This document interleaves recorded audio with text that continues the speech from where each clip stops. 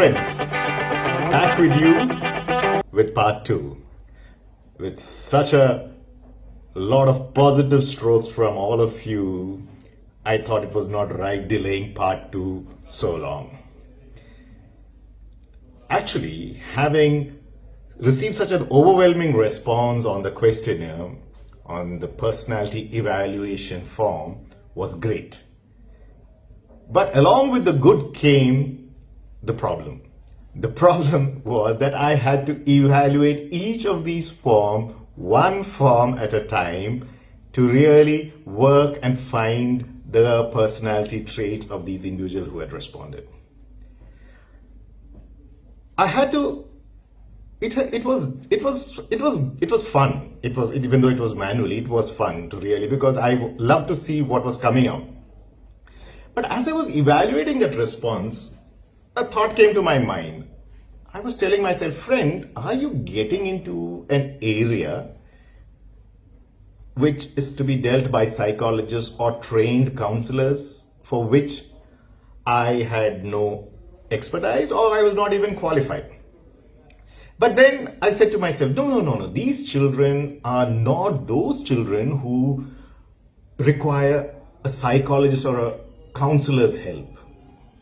These children fitted a group what I had read about in a book called Diffusion of Innovation. It's a 1962 publication written by Mr. Everett Rogers, where he talks that in any group, 13.5% of the sample size, or 35 people of that sample, will fall into a category called early adopters. Now, what are these early adopters? These early adopters are the people who appreciate the advantage given or what they get out of listening or evaluating new ideas or technologies. They are early to recognize that new ideas and new values can give them a head start, and they are ready to take that risk to see what this new technology or new idea is. But my gut feeling was that these were the people, or these were the students who had responded, because they wanted to see, okay, what is this guy telling me? This form is saying, let me see what this guy is going to tell me about my personality. What is that, or what new can I find by filling up this form? And over the next 6 days, I evaluated all their forms and sent each of them an email telling them that this is your personality trait, and it gave them a certain score which told them what their inside or their outside behavior is and what their true behavior is. We'll talk about this a little later.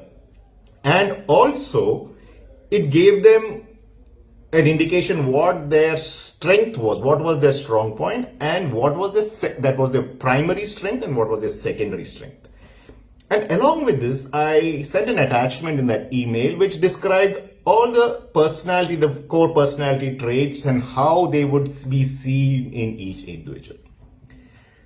Now, I was curious also to get a feedback from these people. So after a while, I sent an email to all of them again with a thing to find out, with a rating scale, which they had to rate me. And in that, the reply I got from around 84 of these respondents was that they gave me around 33% with a 5-star rating. Another 47% gave me a 4-star rating. Another 14% gave me a 3-star rating. And another 2% gave me 2-star. Another 2% gave me 1-star. Thus, about 80% of the evaluants or respondents of the evaluation said that it gave them a near true picture about themselves, and they were happy with what was found and what was their strengths and weaknesses. Also, in this feedback performer, I had asked them another pointed question, was whether they would suggest this performer or recommend this performer to their friends, to which most of them, that is nearly 80% of them, said yes. That was quite a moral booster to me at that time. The other thing which happened, which was really, which was on my mind, and which I was not knowing how to do was speak to these students. Around 26 of these students got back to me saying that they wanted to speak to me in person. Oh, well, that's what I also wanted to do because I wanted to see the human element behind this form. Basically, to understand them a little better. And they were, in the sense, dealing with young adults was not a problem for me because when I was commanding a training establishment in the Indian Air Force, we used to deal with young boys who used to join the Indian Air Force just after finishing their +2. Most of them were coming from remote parts of India or, from rural hinterlands. And they were fresh out of school and coming out from the comforts of their house and their families and into a kind of environment that is the Indian Air Force training establishment where they didn't really know what the Air Force was going to make of them. This created a lot of self-doubt in them, which required to be handled.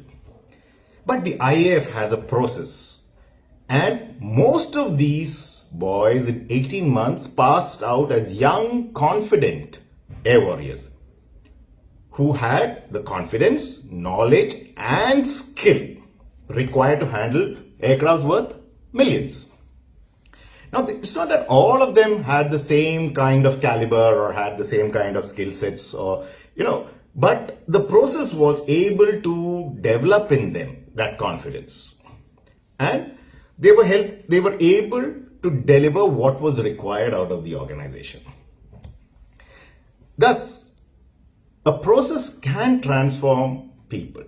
But since all, what we say, it's one size doesn't fit all, is true there. Thus, with a little bit of hand-holding, a little bit of guidance, a little bit of mentoring, telling them, you could really make them deliver performance beyond their own expectations.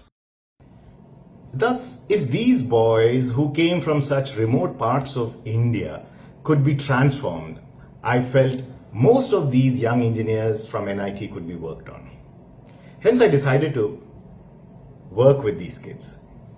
These kids are basically intelligent and have come to this college after a level of screening by attaining a certain rank in All India level merit. Talking to these highly intelligent and energetic youngsters was an eye-opener. They had so many questions. Most of them whom I spoke wanted to know, they were quite pointed questions. They wanted to know how to, improve themselves, what skills they needed when they go out in the market, what are those skills which are in high demand. Many of them wanted to know how to improve their acceptability within a group and how to improve their self-image, get over certain fears. Very basic. And best part of most of these questions was they just needed simple answers. But the students didn't realize it. Once they realize it, they can start working on it to develop it. But talking to them was transformational for me. In the sense, I just realized, my God, if these kids who are in one of the top engineering colleges of India had so much of doubts and so much of questions, what would be the condition of those innumerable young engineers passing out from those plethora of engineering colleges all over India? So I leave you in part 2 with a thought. To think of these young engineers who will be passing out from the plethora of engineering colleges all over India. How employable would they be when they don't have these basic skill sets? Give me a day or give me around 2 to 3 days and I will be back with you with part 3, in which I will tell you what this data which I gathered from all these youngsters revealed about them. Thank you. Have a good day. Bye for today.